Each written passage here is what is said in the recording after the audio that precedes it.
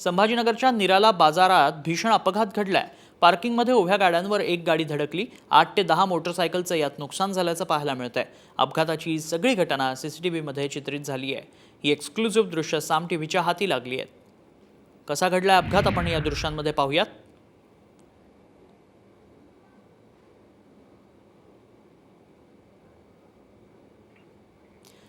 8 ते 10 मोटरसायकलचं यात नुकसान झाल्याचं पाहायला मिळतंय।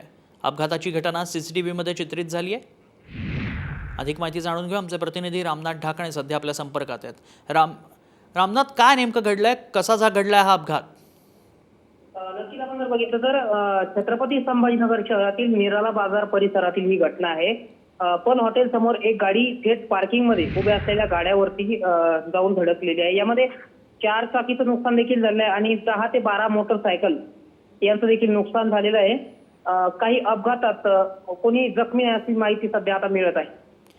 नक्कीच, धन्यवाद रामनाथ। जीवितहानी जी आहे ती टळलेली आहे, परंतु हा संपूर्ण प्रकार जो आहे तो सीसीटीव्ही कॅमेऱ्यात कैद झालाय।